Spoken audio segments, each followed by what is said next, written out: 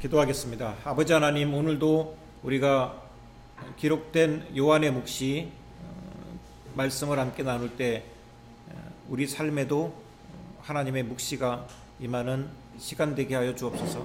예수님의 이름으로 기도드렸습니다. 아멘. 네, 오늘은 요한계시록 4장부터 보도록 하겠습니다. 복습을 한번 하면, 자, 1장은 서론이죠. 저 서론에 편지 형식으로 문체가 기록되어 있고, 그래서 사도 요한이 7교회에게 편지하는 형식으로 시작되는데, 편지의 첫 시작 부분이 인사잖아요. 그렇죠? 자, 인사를 어떻게 했죠? 특징, 인사의 특징. 삼위 하나님으로 인사했다. 그렇죠? 그 다음에 뒤에서부터 나팔과 같은 음성을 듣고 뒤돌아섰을 때 예수님의 부활하신 모습을 보게 됩니다. 눈이 불꽃 같고 발이 풀무불에 단련한 빛난 주석, 제사장 복장을 하고 있고, 머리가 하얗고 입에서 검이 나오고, 그런 모습들이 묘사되어 있고, 그 다음에 2장으로 들어갑니다. 그렇죠? 2장으로 들어가면 7교회, 각 7교회에게 주신 예수님의 예언의 말씀이 나와 있죠. 그래서 2장은 에베소, 서머나, 버가모, 두아디라 교회, 그 다음에 3장은 사대, 빌라델비아, 라우디게아, 이렇게 해서 2장, 3장은 7교회에게 주시는 예언의 말씀.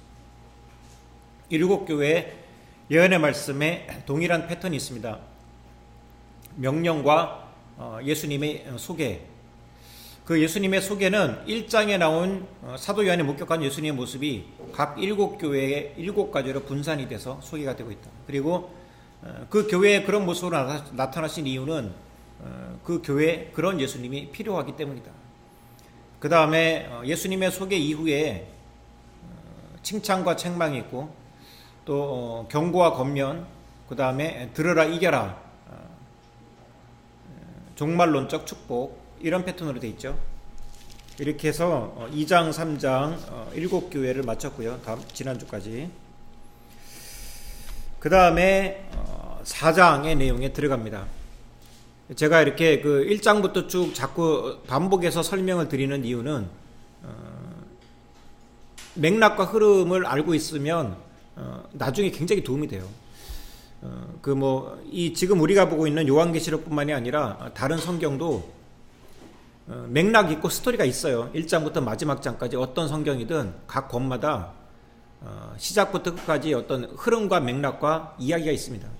이제 그 흐름과 맥락과 이야기를 머릿속으로 이렇게 자꾸 그리면서 사무엘상은 어떻게 이야기가 시작돼서 어떤 사건으로 쭉 전개가 돼서 어떻게 끝난다, 이런 흐름을 알고 계시면 중간에 몇 장 몇 절을 볼 때 굉장히 큰 도움이 돼요.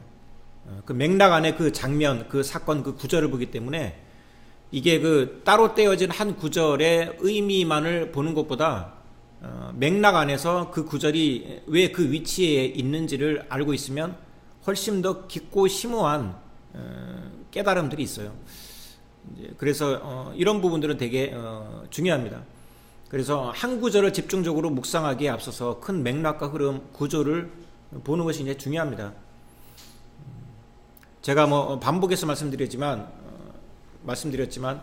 똑같은 사건 하나도 어떤 맥락과 흐름에 그 사건이 일어나느냐에 따라서 그 사건이 엄청난 의미가 될 수도 있고 아무 의미 없는 사건이 될 수도 있거든요. 제가 예를 몇 번 들었지만 새로 만든 모자 하나를 머리에 쓴 것이 하필 그 역사적인 사건의 그 흐름의 맥락에서 나폴레옹이 그 모자를 쓰니까 세계 역사가 바뀌고 이런 거예요. 그러니까 한 사건만 가지고 그 사건을 분석하는 것은 굉장히 협소한 시각이에요.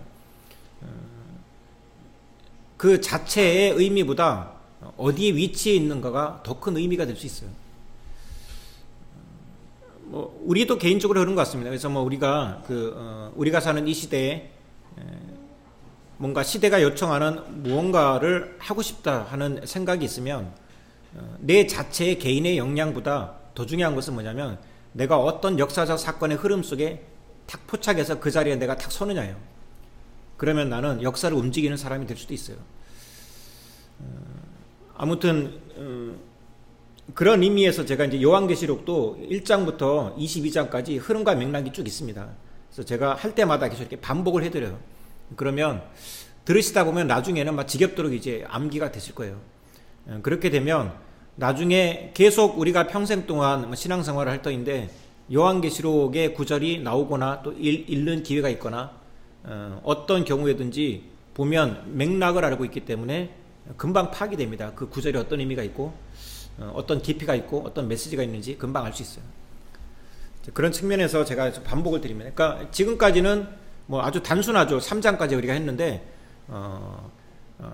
사도 요한이 밤모섬에서 주일에 성령의 감동을 받고 계시를 받아서 7교회 성도들에게 편지를 쓰는데 인사를 하고 그 다음에 자기가 목격한 부활한 예수님의 모습을 묘사했다.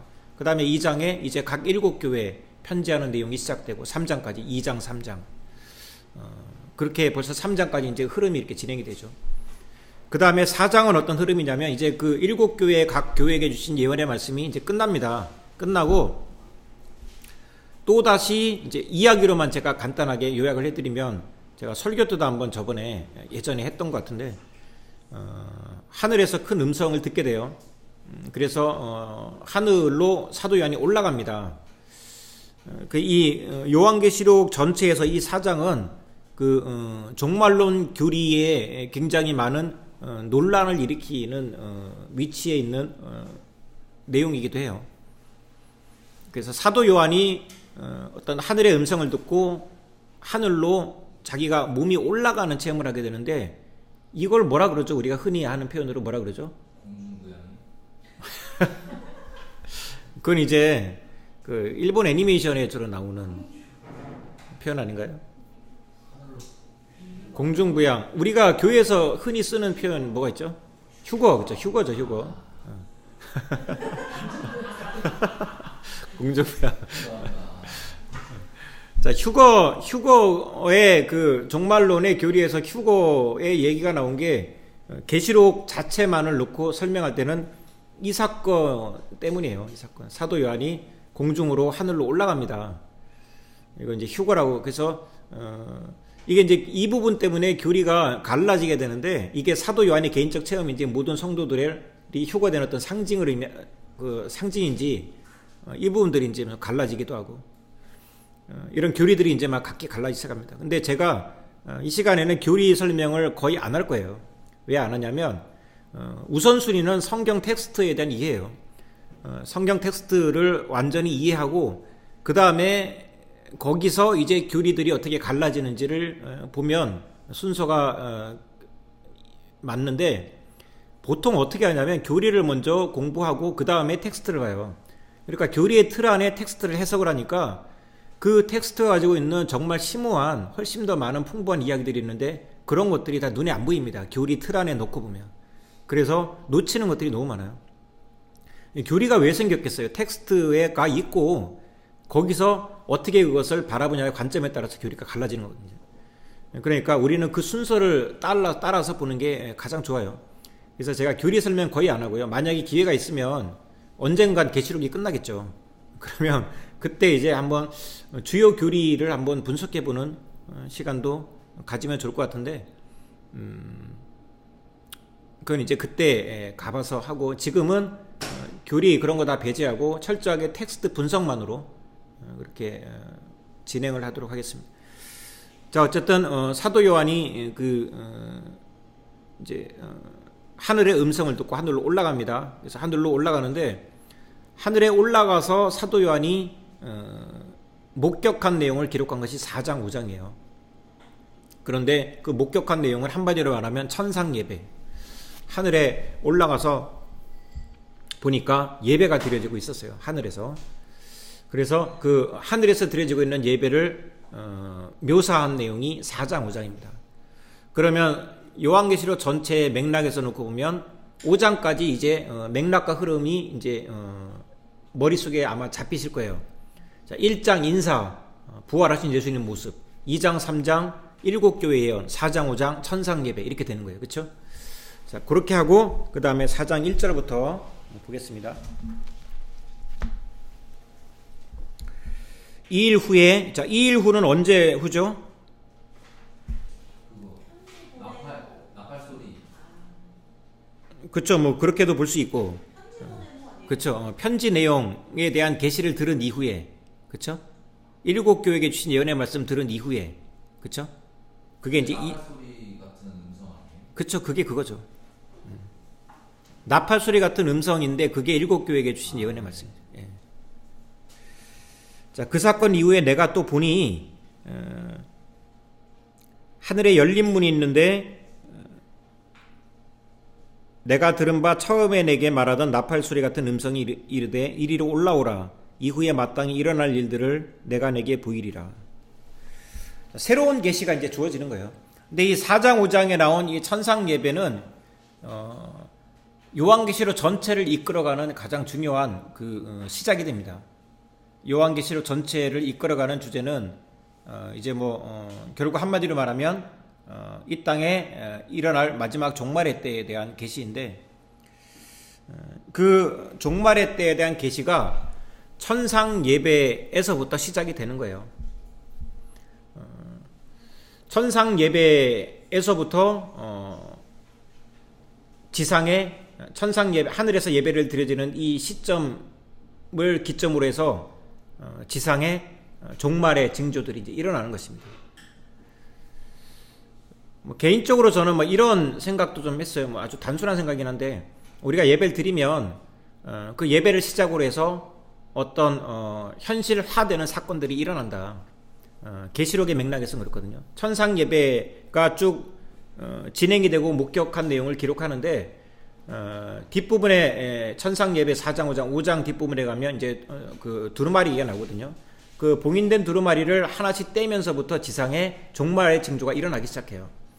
그러니까 이게 이걸 상징으로 본다면 우리 삶에도 이렇게 적용될 수 있지 않을까. 그래서 우리가 예배를 드리면 우리가 드리는 예배에 봉인된 두루마리가 풀어진다고도 볼 수 있는 거예요. 그러면 그것을 기점으로 해서 지상에 우리가 사는 현실의 삶에 현실의 세계에 어떤 그 현실화되는 사건이 일어난다. 우리 눈에 보이는 현실화되는 사건의 이면에 사실은 그 동기와 시작이 된 보이지 않는 세계에 뭔가가 있었다. 이렇게도 이제 볼 수 있겠죠. 그래서 아무튼 이제 일단은 그 부분은 이제 뒤에 맥락으로 다시 한번 좀 보게 될 것이고. 자, 사도 요한이 하늘을 봤는데 하늘이 열린 문이 있습니다. 그러니까 하늘이 있고 하늘에 문이 있는데 문이 열려 있었어요. 처음에 내게 말하던 나팔 소리, 그렇죠? 일곱 교회에 주신 예언의 말씀을 들을 때도 나팔 소리 같은 음성이었죠. 자, 또 한 번 그 음성이 들립니다. 어떤 음성이냐면 이리로 올라오라 라는 음성을 들어요. 그래서 하늘을 봤는데 하늘에 문이 있고 문이 열려 있고 그곳에서 올라오라는 음성을 듣게 되고 그렇게 해서 사도 요한이 그 열린 문을 통과해서 하늘로 올라가는 거예요. 쉽게 말하면 휴거죠, 휴거. 그렇죠? 올라가는데 마땅히 일어날 일들을 내가 내게 보이리라 이렇게 되어 있잖아요. 사도 요한이 올라간 다음에 목격하게 된 것은 예배 드리는 장면인데 그 예배 드리는 장면의 마지막 부분이 되면 마땅히 일어날 일들에 대한 징조가 이제 시작이 됩니다. 그 예배를 통해서. 자, 그 다음에 2절 보면 내가 곧 성령에 감동되었더니, 자, 처음에 사도 요한이 반모섬에서 주일 예배를 마치고 주일 예배를 통해서 부활하신 예수님을 목격하게 되는데 그때도 성령의 감동이 있었죠. 그렇죠? 성령의 감동이 있었어요. 기억나십니까? 자, 요한계시록 1장 10절. 요한계시록 1장 10절 제가 읽어드릴게요. 주의 날에 내가 성령에 감동되어 내 뒤에서 나는 나팔 소리 같은 큰 음성을 들으니 이렇게 되어 있죠. 이때도 나팔 소리 같은 음성 들었을 때도 성령의 감동이 먼저 시작됩니다. 자, 여기서도 마찬가지죠. 천상 예배를 목격할 때도 성령의 감동이 있고 나서 천상 예배를 목격하는 거예요. 자, 2절 내가 곧 성령에 감동되었더니 자, 그 다음에 또 제가 이제 이 천상 예배에서 배울 수 있는 부분은 이런 것이죠. 하늘에서 드려지는 하나님께 드리는 예배의 모습이라면 완벽한 예배가 아니겠어요, 그렇죠? 물론 예배라는 것이 무엇이 완벽하고 무엇이 부족한가 하는 부분은 우리가 판단할 수 없는 영역인데, 그러나 어쨌든 상식적으로 생각할 때 천상에서 예배가 드려지고 있다면 완전한 완벽한 예배일 수 있을 것입니다. 그러니까 이제 이게 우리에게는 하나의 그 표상이 될 수 있어요, 그렇죠? 우리가 지상에서 늘 예배를 드리는데 우리가 지상에서 드리는 예배의 방향이 천상 예배와 닮아가야 되겠죠. 그러면 우리가 조금 더 하나님 보시기에 더 나은 예배를 드리게 되는 것이 아닌가, 이런 생각이 들어요. 그래서 이제 뭐 성경을 해석하는 방식 중에 이제 또 하나 중요한 것이 모형론이라는 것이죠. 모형론. 지상에서 일어나는 모든 일들은 모형이고 그것은 천상에 있는 원형의 그림자이다. 그래서 이게 어떻게 보면 그 플라톤 철학이랑도 상당히 유사해요. 이데아 이론과. 그래서 이 땅에서 일어나는 모든 일은 원형인 천상의 모형이고 그림자라는 그 관점으로 성경을 보는 거예요. 그런 관점으로 마태복음도 많이 기록되어 있고 히브리서도 많이 기록되어 있어요. 그런 관점이 되게 많습니다. 자, 그런 관점으로 보면 천상 예배는 예배의 원형이 되겠죠, 그렇죠? 그러면 우리가 지상에서 드리는 예배는 천상 예배, 원형인 천상 예배의 모형이 될 수 있을 것입니다. 그래서 모형의 가치는 원형과 얼마나 닮았냐에 따라서 가치가 매겨지는 거예요. 전혀 다른 물건이면 상관없는데 모형이라면 그 모형의 모든 가치는 철저하게 원형과 얼마나 비슷하냐예요. 그러니까 우리가 지상에서 드려지는 예배, 모형의 예배의 가치는 천상 예배와 얼마나 닮아가느냐에 따라서 가치가 올라갈 것입니다. 그러니까 뭔가 어떤 표상, 바라보아야 할 완벽한 원형, 표상이 예배 관점에서 본다면 천상 예배가 될 수 있어요. 우리가 이상에 드리는 지상 예배가. 그래서 우리가 이 지상에서 늘 예배의 삶을 살 때 내가 드리는 예배가 천상 예배와 얼마나 닮아 있는가, 이런 부분들을 점검해 볼 수 있는 중요한 메시지가 될 수 있고, 이 내용은 또 앞으로도 내가 예배를 드리며 살아갈 터인데 어떻게 무엇을 바라보고 예배를 드릴 것인가 하는 부분의 중요한 기준이 우리에게 주어질 수 있겠죠. 그런 관점으로도 4장 5장 천상 예배를 보시면 굉장히 많은 그 메시지와 의미들을 발견할 수 있습니다. 다시 4장 2절 보시면 내가 곧 성령에 감동되었더니, 자, 여기서 이것만 봐도 우리가 알 수 있겠죠. 우리가 예배를 드릴 때 하나님의 메시지를 받고 또 그 예배가 천상 예배 원형과 닮아가기 위해서는 성령의 감동이 굉장히 중요하구나, 이거 하나만도 여기서 우리 배울 수 있는 거예요. 그래서 우리가 지상에서 예배를 드릴 때 오늘 성령의 감동이 나에게 와야 되겠다, 이런 생각들이 있어야겠죠, 그렇죠? 성령에 감동되었더니 보라 하늘에 보좌를 베풀었고, 이제 사도 요한이 열린 문으로 하늘로 올라가서 천상 세계에서 드려지는 예배의 모습을 봤는데, 그 다음에 그 장면에서 제일 사도 요한의 눈에 띈 것이 보좌였습니다. 보좌. 그리고 천상 예배 4장 5장의 내용은 이 보좌를 중심으로 해서 계속 사건이 전개가 됩니다. 자, 하늘에 보좌를 베풀었고 그 보좌에 앉으신 이가 있다. 자, 보좌가 있고 보좌에 앉으신 이가 있어요. 누굴까요? 하나님이죠. 하나님. 그렇죠? 예수님이라고도 볼 수 있는데 여기 맥락상에서는 이제 성부 하나님이라고 볼 수 있어요. 뭐 보좌라고 되어 있지만 왕좌죠, 왕좌, 그렇죠? 뭐 미드 왕좌의 게임 뭐 이런 것처럼 그 가장 높은 자가 앉는 자리, 이게 이제 보좌입니다, 보좌. 그 예? 나팔?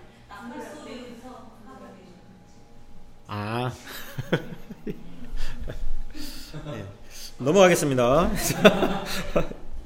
자, 제일 먼저 사도 요한의 눈에 띈 것은 보좌예요, 보좌. 그리고 보좌에 하나님이 앉아 계셨겠죠. 자, 이것을 놓고 보면 우리가 예배 원형의 관점에서 이것을 본다면 지상에서 우리가 예배를 드릴 때 제일 먼저 우선순위는 보좌에 하나님이 앉아 계신 것이겠다라는 것을 이제 알 수 있겠죠, 그렇죠?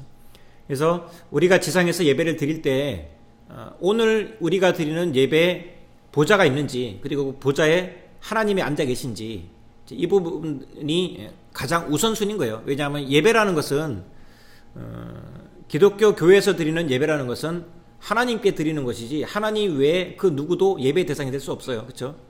그러니까 모든 예배는 보좌에 앉으신 하나님께로 향하는 것이죠. 그리고 뭐 모든 예배 순서들, 찬양에서부터 신앙고백, 또 대표기도, 성가대 찬양, 또는 특송, 헌금, 설교, 기도, 그다음에 축도. 자, 모든 것은 하나님을 향해서 나아가는 것입니다. 모든 순서가. 그래서 사실 예배가 굉장히, 우리가 이제 교회 많이 다니시는 분들은 예배가 되게 많잖아요. 많은데 가만히 보면 예배 제목들이 다 다양해요. 공예배는 주일 예배, 수요 예배, 새벽 예배, 금요 예배, 이런 것들이 있고, 그 외에 특별 새벽 예배, 그렇죠? 특세 이런 것들이 있고, 그 다음에 여리고 기도회, 성령 대망회, 제목이 엄청 많아요. 그 다음에 추수감사절 예배, 이런 것도 있고, 절기 예배, 그 다음에 또 특정 어떤 기념하는 예배들이 있죠, 그렇죠? 기념하는 예배, 중공식 예배, 이런 것도 있잖아요. 예? 수험생을 위한 특별 기도회, 100일 기도회, 이런 것도 있고, 그렇죠? 그 다음에 누가 이제 유명한 분이 이렇게 기독교 크리스찬인데 책을 냈어요. 그러면 출판 기념 예배 이런 게 있죠. 그런 거 하시는 분들 많아요, 정치인 중에. 그래서 출판 기념회를 하는데 이제 보통 크리스찬 분들은 출판 기념 예배를 하더라고요. 그래서 목사님 모시고 책 낸 거 감사하는 출판 기념 예배. 또 담임 목사로 청빙이 되면 위임식 예배, 청빙 예배, 이런 것도 있죠. 그 다음에 구국 기도회, 이런 것도 있고. 엄청 다양합니다. 제목이 다양해요. 근데 이제 이런 다양한 제목이 붙다 보니까 목적이 하나님께 드리는 것인지 아닌지 하는 이 약간 위험한 순간들이 좀 있어요. 사실 현실에서 우리가 보면. 그래서 뭔가 어떤 특정인이 제가 아까 만약에 예를 들자면 책을 냈다. 그래서 출판 기념 예배를 드렸다. 그러면 하나님께 드리는 경배와 예배인지, 아니면 이 사람이 자기가 책 낸 것을 드러내기 위해서 하나의 행사로 진행하는 이벤트인지, 이제 이런 약간의 아슬아슬한 경계들이 있다는 거예요. 그래서 이런 것들 우리가 좀 조심할 필요가 있죠. 그러면 예배라고 이름을 붙이면 안 되는 거예요. 그런 거. 예배는 어떤 경우에든 하나님께 드리는 것이지, 그 외에, 그 보좌에 하나님 외에 다른 이가 앉아 있으면 이미 목적을 잃는 것입니다. 특정인이 그 보좌에 앉아 있을 수도 있어요. 실제로 형식은 하나님께 드리는 예배지만 보좌에 사람이 앉아 있을 수도 있고, 또는 이런 위험한 경우들도 있죠. 우리가 예배를 내가 어떤 목적을 이루기 위한 수단으로 사용하는 그런 경우도 있어요. 그런 경우와 그런 사람이 누군지 저는 모르겠는데 그럴 위험이 있어요, 분명히. 그렇죠? 그럴 위험이 있어요. 그래서 뭔가 어떤 이 예배를 통해서 어떤 목적을 이루기 위해서 예배를 수단으로 사용하는 것이죠. 그러면 그 순수성을 잃는 거예요. 예배의 모든 목적은 무조건 하나님께 경배드리는 것이 1순위입니다. 1순위죠. 그런데 특정인을 비판하고 공격하기 위해서 예배를 이용할 수도 있고요. 자기가 이룩하고자 하는 업적을 위해서 예배를 수단으로 사용할 수도 있어요. 제일 먼저 사도 요한의 눈에 띈 그 보좌와 보좌에 앉으신 하나님이 모든 이제 천상 예배 중심이 되는데, 이것이 우리에게 주는 아주 중요한 메시지들이 많이 있습니다. 이런 부분들 우리가 이제 늘 조심해 볼 필요가 있죠. 그리고 아예 이렇게 대놓고 눈에 드러나는 것이면 또 이 금방 분별이 되는데 그것도 함부로 할 바는 아니지만 그러나 진짜 더 어렵고 애매한 것들은 보이지 않는 것들이에요. 예를 들면 내가 본자에 앉을 수도 있는 거예요. 내가 그렇죠. 내가 앉을 수도 있고 아니면 어떤 내 내면의 욕망이 보좌에 앉을 수도 있어요. 아니면 어떤 물질욕, 물질 이런 것들이 보좌에 앉을 수도 있고요. 권력이 보좌에 앉을 수도 있고 권력욕. 그러니까 이런 것들은 눈에 보이지 않으니까 이런 것들이 진짜 애매한 거예요. 그렇죠? 그래서 이런 부분들을 우리가 늘 항상 경계하고 조심해야 되지 않을까 그런 생각이 듭니다. 자, 예배 순서를 짤 때도 예배 콘티를 짜잖아요. 그러면 요즘엔 이제 뭐 큰 교회들은 대부분 콘티를 짜시는 분들이 있더라고요. 예배도. 근데 모든 예배 순서를 짤 때 우선순위가 이게 돼야 돼요. 그래서 이 예배 순서를 짤 때 이 순서가 과연 하나님 보좌에 앉으신 하나님을 향하는 순서인가? 이런 것도 좀 고민해 볼 필요가 있죠. 아니면 그날 찾아온 청중들을 기쁘게 하기 위해서 넣은 이벤트가 아닐까? 이런 것들 생각할 필요 있어요. 그게 잘못됐다는 건 아니에요. 근데 우선순위가 무엇인가를 좀 생각해 봐야죠. 눈에 보이지 않는 또 애매한 부분은 뭐 이런 거 예를 들어서 뭐 대표기도 보통 이제 한국교회 대표기도는 대부분 이제 장로님들이 하시잖아요. 장로님들이 예배 대표기도를 하실 때 그 대표기도가 하나님께 드리는 것인지 아니면 청중들을 들으라고 하는 기도인지 이걸 좀 사실 잘 생각해 봐야 돼요. 물론 청중들을 들으라고 하는 목적이 있어요. 목적이 있는데 그거는 2순위죠. 2순위. 그렇죠? 1순위는 내가 지금 하나님께 드리는 것입니다. 사람들이 장로님 오늘 기도 끝내주게 잘하시네. 이런 얘기를 듣고 싶은 욕망에 대표 기도를 하신다면 뭔가 이제 순서가 잘못된 것이죠. 성가대도 마찬가지. 성가대. 그렇죠? 성가대 찬양이 청중들 귀에 듣기에 정말 아름다운 노래로 들리게끔 하는 목적으로 성가대 찬양을 한다면 그 순수성이 좀 의심이 될 수 있는 거예요.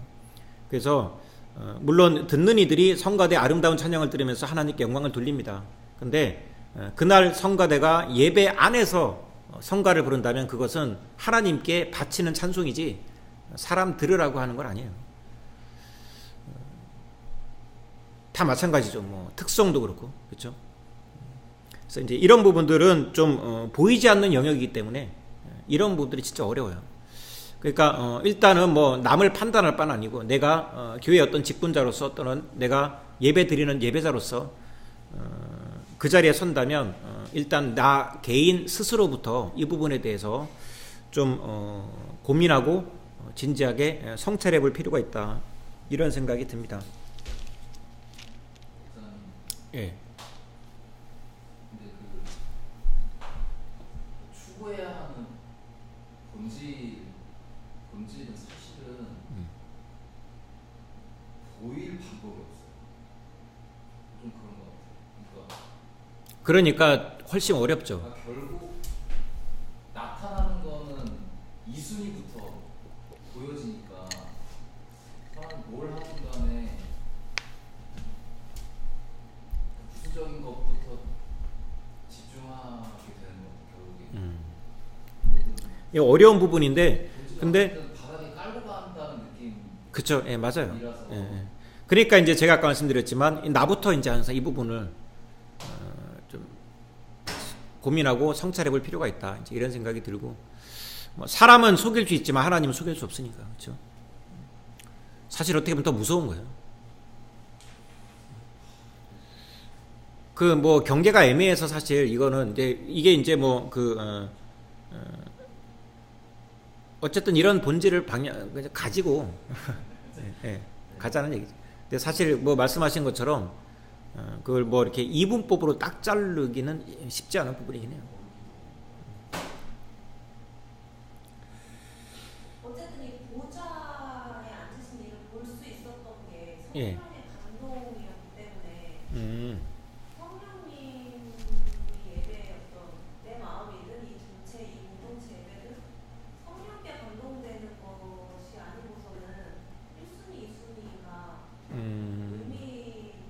어우, 진짜 그렇네요. 예, 맞아요. 성령님을 추천합니다. 맞아요. 아, 되게 좋은 말씀하셨고.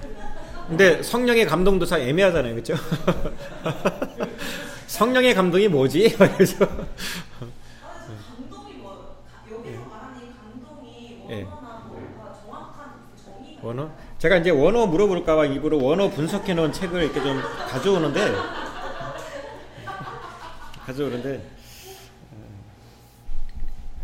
그냥 뭐 제가 특별한 게 있었으면 제가 말씀드렸을 텐데 없는 걸로 봐서 그냥 성령의 감동.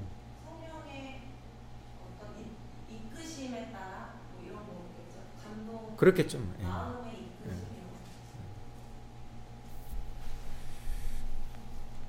맞아요. 근데 성령의 감동도 요새 엄청 잘못 많이 쓰이니까 잘못 썼다고 말을 하기 좀 그렇지만 약간 뭐 어쨌든 이게 검증될 수가 없는 거죠. 그렇죠. 예. 최대한 성경을 가지고 우리가 서로를 검증하고 내 자신을 검증하지만 그것도 어쨌든 인간이 할 수 있는 최선인 거지 100% 판단할 수 없으니까. 그렇죠. 예. 맞아요. 근데 이제 뭐 예를 들면 뭐 이런 게 있어요. 그 레위기 보면 그 나답과 아비후가 이제 아론의 아들 나답과 아비후가 성막에서 하나님 앞에 성막 제사를 드리는데 그 성소 안에 불을 사용하잖아요.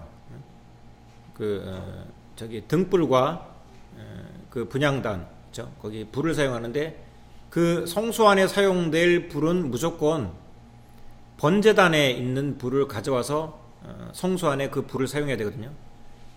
근데 나답과 아비후가 이유는 안 나오지만 왜 그랬는지 모르겠는데 제단의 불이 아니라 엉뚱한 불을 가져와서 성소 안에 불을 사용했어요. 그래서 불이 그들을 삼켜버려서 죽습니다. 하나님이 심판하는 거예요.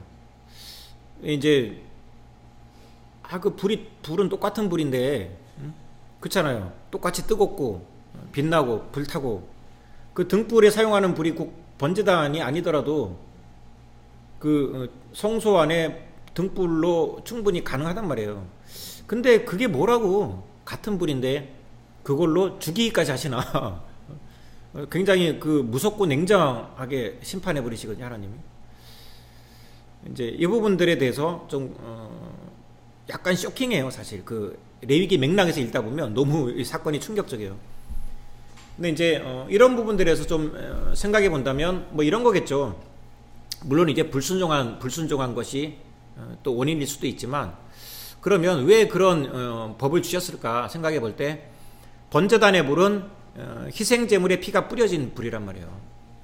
그러니까 제사 드리는 자가 제물을 가져와서 뭐 소를 가져왔다. 그러면 소를 가져와서 소를 죽이고 껍질을 벗기고 각을 뜨고 내장을 내서 씻고 그 다음에 그것을 피를 이제 받고 그래서 그 피를 번제단에 뿌립니다. 뿌리고 그 제단 위에 그 제물을 태우는 거예요. 그러니까 번제단의 불은 핏뿌림이 있는 불이에요. 그렇죠? 핏뿌림이 있는 불. 이게 핵심이지 않을까 저는 그렇게 생각하는 거죠. 핵심이지 않을까.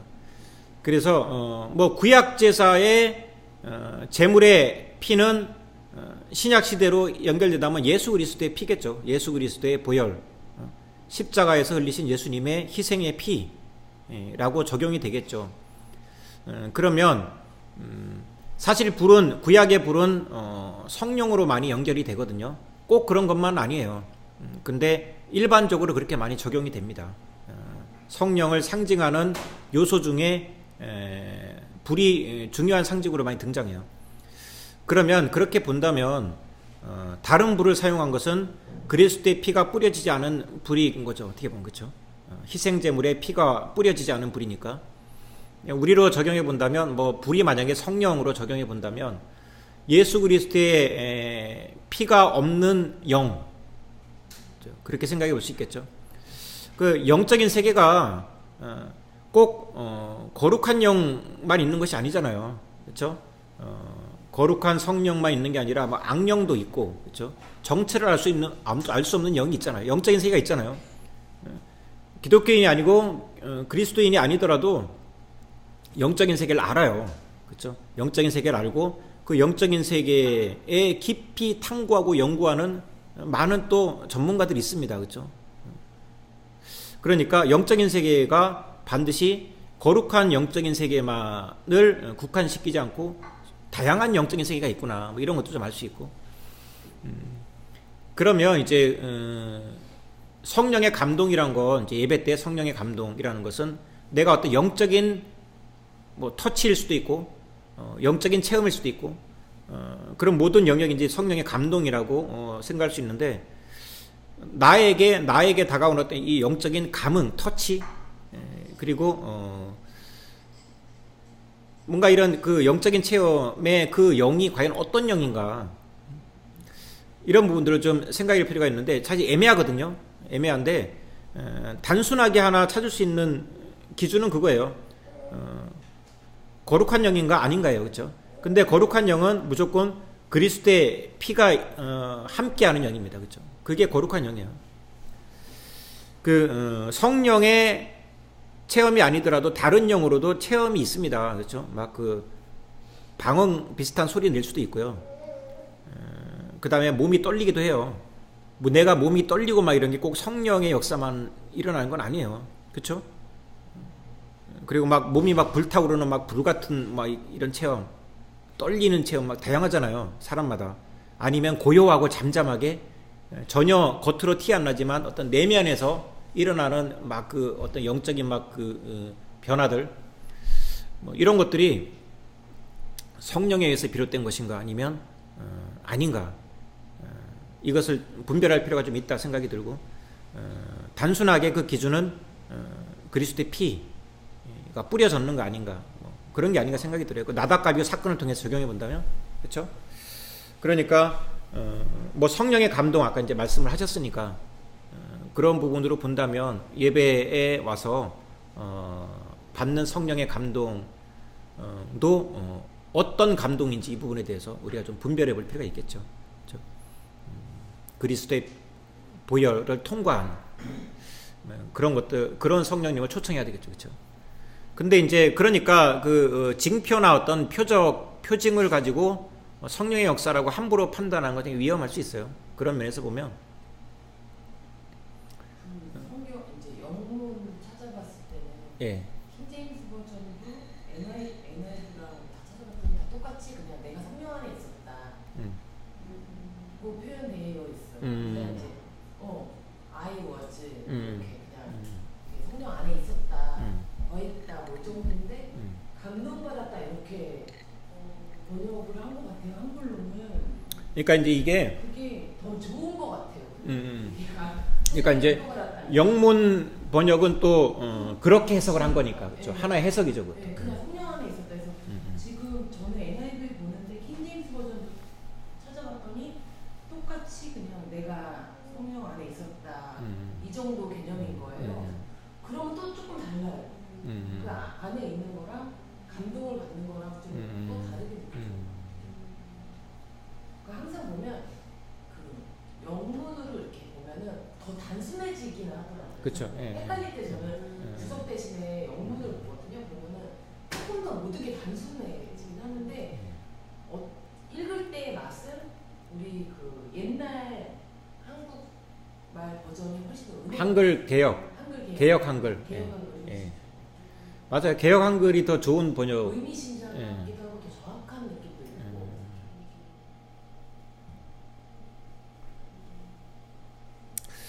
예, 뭐 그래서 그 표정만 보고 따라가는 게 이제 위험하다, 이제 이런 거거든요. 좀 염두에 둘 필요가 있죠. 그래서 기독교에서 말하는 그 어떤 성령의 역사가 아닌 다른 역사도 분명히 어떤 현상이 있고 징표들이 있습니다. 이제 그래서 표적을 따르는 것은 이제 위험하다, 뭐 그렇게 생각할 수 있고요. 자, 어쨌든 제일 먼저 눈에 띈 것은 하늘의 보좌였고 보좌에 하나님이 앉아 계시죠. 그 다음에 보좌를 베풀었고 그 보좌 위에 앉으신 이가 있는데 3절 앉으신 이의 모양이 벽옥과 홍보석 같고 또 무지개가 있어 보좌에 둘렸는데 모양이 녹보석 같더라. 자, 보좌에 앉으신 이 이제 하나님이신데 그 모양이 벽옥 같다, 홍보석 같다. 무지개가 있고 무지개가 보좌에 둘려 있고 그 다음에 모양이 녹보석 같다. 벽옥, 홍보석, 녹보석, 보석 종류가 나오고 무지개가 보좌를 둘려 있다 이렇게 되어 있죠. 이 보석을 가지고 또 막 해석하는 분들이 있는데 그 해석 전혀 의미가 없고 이거 그냥 최상의 가장 아름다운 모습이라고 생각하시면 돼요. 과하게 이 문자를 해석할 필요는 없습니다. 사도 요한이 생각하는 기준의 가장 아름다운 모습 이렇게 생각하시면 돼요. 그리고 이 보석과 관련된 표현 상징들이 구약에 다 있어요. 이게 그냥 뜬금없이 나온 게 아니고 제가 가지고 온 책에 인용을 좀 해드리면 에스겔서 1장 26절 읽어드리겠습니다. 그 머리 위에 있는 궁창 위에 보좌의 형상이 있는데 그 모양이 남보석 같고 그 보좌의 형상 위에 한 형상이 있어 사람의 모양 같더라. 자, 보좌에 앉으신 하나님에 대한 묘사가 에스겔에서도 남보석 같다 이렇게 표현되어 있습니다. 또 에스겔서 1장 28절 그 사면 광채의 모양은 비 오는 날 구름에 있는 무지개 같으니 이는 여호와의 영광의 형상의 모양이라. 내가 보고 곧 엎드려 그 말씀하시는 자의 음성을 들으니라. 자, 여기서는 무지개 같다라는 표현이 또 나오죠. 에스겔서 10장 1절 이에 내가 보니 그룹들 머리 위에 궁창에 남보석 같은 것이 나타나는데 보좌 형상 같더라. 자, 여기서도 남보석이 또 한 번 나옵니다. 자, 하늘의 하나님 보좌를 묘사할 때 남보석 또는 무지개 이런 표현들이 이미 구약에 등장하고 있죠. 자, 그 다음에 또 제가 또 소개를 해드릴게요. 에스겔서 28장 13절 내가 옛적에 하나님의 동산 에덴에 있어서 각종 보석 곧 홍보석과 황보석과 금강석과 황옥과 홍만호와 청옥과 청보석과 남보석과 홍옥과 황금으로 단장하였으며 내가 지음 받던 날에 너를 위하여 소고와 비파가 예비되었었도다. 자, 에덴 동산의 보석으로 에덴 동산의 모습을 묘사하고 있는 거예요. 거기 등장하는 보석이 홍보석, 황보석, 금강석, 황옥, 홍만호, 창옥, 청보석, 남보석, 홍옥, 황금 다양한 보석 이름이 다 나옵니다.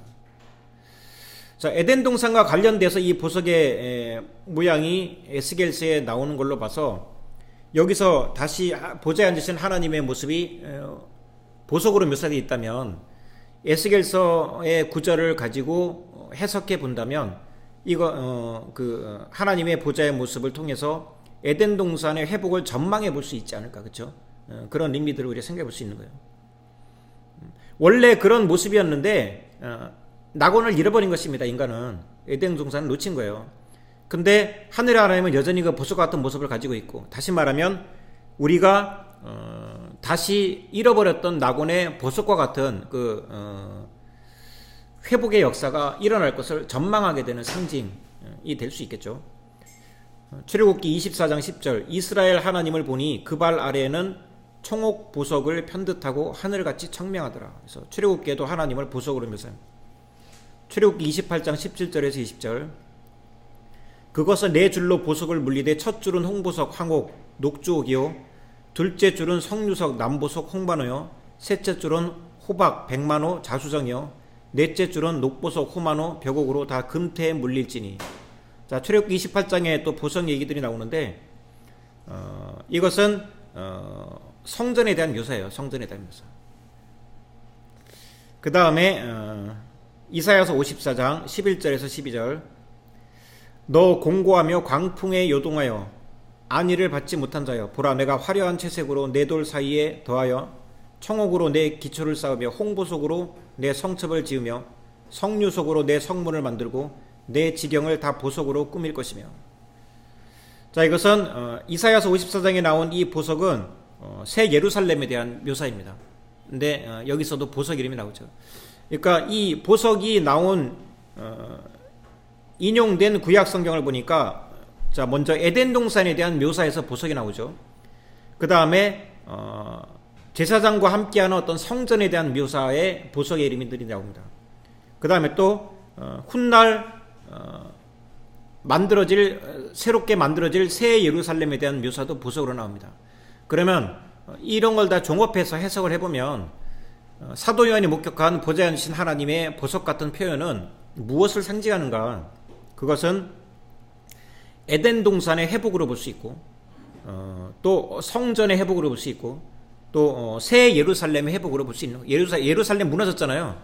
근데 이 예루살렘이 회복될 것을 전망할 수 있겠죠. 이것을 읽으면서 이런 다양한 의미들이 이제 여기서 구약의 보석과 함께 연결해 보면 해석이 가능하겠죠.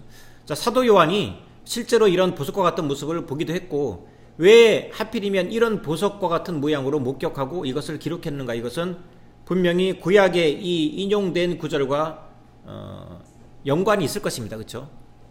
그러니까 이제 이런 식으로 해석을 해보는 거죠.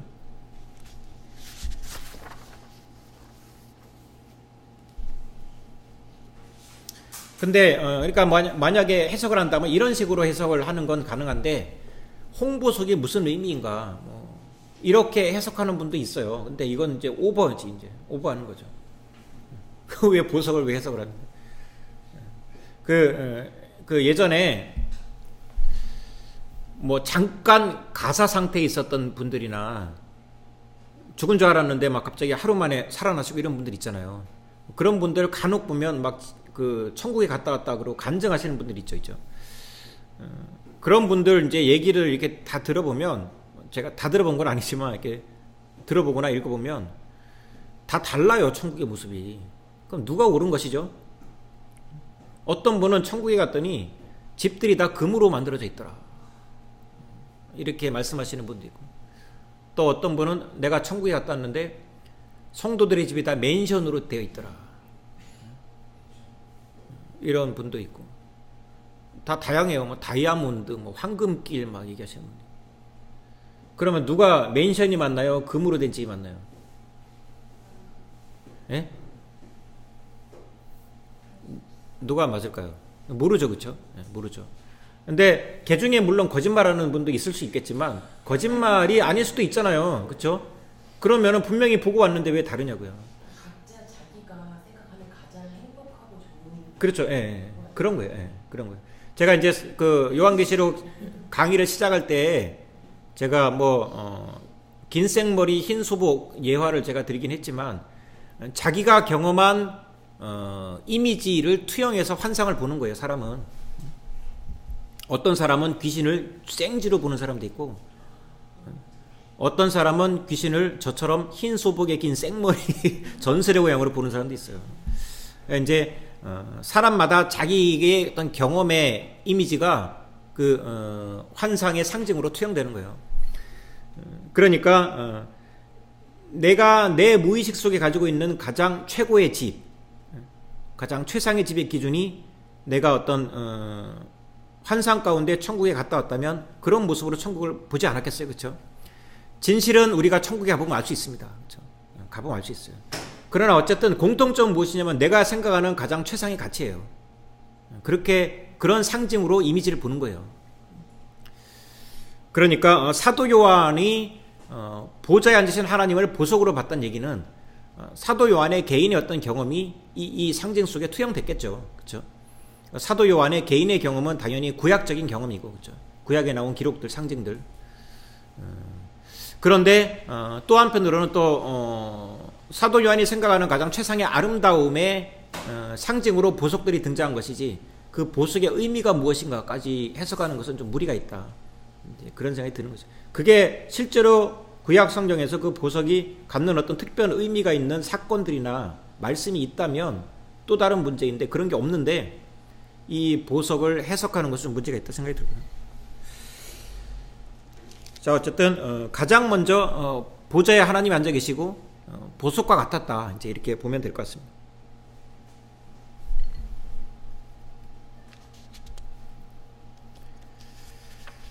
자, 그리고 이것은 이제 아주 저의 개인적인 적용이라고 한다면 지금까지는 조금 학문적이고 객관적인 해석이었고 개인적인 해석이라고 한다면 그 보좌에 앉으신 하나님의 보석과 같은 아름다움을 체험하는 게 예배다. 저는 이렇게 생각하는 거죠. 예배에 참여한다는 것은 보좌에 앉으신 하나님께 예배를 드리는 것인데 또 한편으로는 그 보좌로부터 앉아 계신 하나님의 아름다운 광채, 그 아름다움을 내가 체험하고 경험하는 시간이다. 이제 이렇게 저는 또 생각을 해봤어요. 우리가 이제 이렇게 현실의 삶에 살다 보면 막 여러 가지 일들에 많이 치이잖아요. 그래서 뭐 비교 의식이 들 때도 있고 열등감이 들 때도 있고 때로는 사람들이 나에게 좀 무시하고 괄시하는 얘기를 할 수도 있어요. 그렇죠? 자존심이 상하는 일도 있을 수 있고 실제로 내가 봐도 내가 좀 약간 초라해 보여. 그런 경험, 그런 느낌이 들 때도 있고 또는 뭐 사회생활하다 보면 조직 지위, 상하관계, 그 다음에 우열, 그 다음에 뭐 절대적인 평가, 상대적인 평가, 뭐 이런 온갖 것들이 되게 우리로 하여금 이렇게 초라하게 만들고 어떤 절대 기준이 아닌 것인데도 불구하고 그게 마치 절대적인 것처럼 내가 아무것도 아닌 존재로 취급받는 그런 일들이 좀 있잖아요. 그렇죠? 살다 보면 다 고요한 그 나름대로의 의미들이 있는데 실제 현실의 삶에서는 그게 잘 받아들여지지 않죠. 특히 뭐 자본주의 시대를 살고 있으니까 우리는 자본주의 시대 뭐 한마디로 말하면 모든 가치가 이제 숫자로 환원돼 버리는 것이잖아요. 자본주의 사회라는 것은 그런 것이죠. 그래서 그 돈이라는 어떤 숫자로 다 가치가 매겨지는 거예요. 그래서 유리컵과 종이컵 중에 어떤 것이 더 가치 있는 것인가? 그러면 유리컵이 더 가치가 있다고 모든 사람이 말하는 거예요. 왜냐하면 유리컵이 더 비싸니까 그 가치를 평가하는 기준이 다 숫자로 환원돼 버리는 거예요. 근데 사실 안 그렇잖아요. 그렇죠? 실제로는 그렇죠? 가치가 어떻게 그렇게 매겨지겠어요? 종이컵이 나에게 더 의미가 있을 수도 있어요. 그렇죠? 제 아내가 저한테 선물로 준 종이컵이라면 그게 50원짜리 종이컵이라도 만원짜리 유리컵보다 더 좋겠죠. 저한테는 의미가 있는 거예요. 그러니까 그 가치라는 것은 개인적인 것이고 그 자체 나름의 의미들이 있는 것이죠. 근데 이제 실제로 자본주의 사회는 안 그렇잖아요. 그렇죠? 뭐 연봉으로 가치가 매겨지고 내 능력이 그러다 보니까 사실 많이 지치고 상처받고 힘들 때가 있어요. 살다 보면. 그런데 뭐 교회도 마찬가지예요. 그렇죠? 교회를 평가하고 목회자를 평가하는 기준도 이제 많이 이렇게 되죠. 자, 아무튼 예배를 드릴 때 보좌로부터 나오는 그 아름다움, 하나님의 아름다움을 체험할 수 있다면 내 본래의 아름다움을 좀 찾아보게 되지 않을까 생각이 들어요.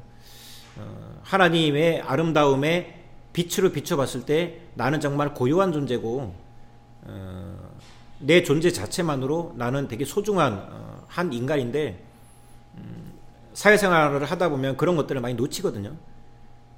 근데 이제 예배 드리는 순간에 그 보좌에 앉으신 하나님을 대면하는 순간에 내가 놓치고 있었던 내 고요한 내 존재의 가치나 아름다움을 좀 볼 수 있는 체험을 하게 되는 것이 아닌가 생각이 들어요. 예배라는 것은 하나님께 드리는 것이지만 그 현장 그 순간에 하나님으로부터 그런 그 체험을 나도 할 수 있다 이런 생각이 개인적으로 들고요. 그래서 그 보석과 같은 하나님의 아름다움 이것이 저에게도 되게 그런 의미로 많이 다가왔어요. 개인적으로는. 자, 내 자신의 존재의 가치를 발견하는 가장 좋은 방법은 하나님께 예배를 드리는 것입니다. 그러면 하나님께로부터 나오는 아름다움을 통해서 내 자신을 다시 새롭게 볼 수 있겠죠. 자, 3절까지 보고 그 다음에 무지개가 들렸다고 돼 있잖아요. 무지개. 이 무지개는 무지개하면 대표적으로 구약 성경에서 노아 홍수 사건이죠. 노아 홍수 사건 40일 동안 비가 내리고 그친 다음에 비둘기를 통해서 이제 홍수가 그쳤다는 것을 알게 되고 노아와 가족과 나머지가 다 나와서 새로운 세계가 이제 다시 시작되죠. 그때 하나님께서 징표로 보여주신 것이 무지개예요. 다시는 물로 심판하지 않겠다. 하나님 구원의 약속의 상징이죠, 그렇죠? 구원의 약속의 상징. 그러니까 하나님의 보좌에 무지개가 들렸다는 것은 이런 의미가 있겠죠, 그렇죠? 그래서 구원해 주시는 어떤 하나님의 상징성 뭐 이렇게 볼 수 있을 것 같습니다.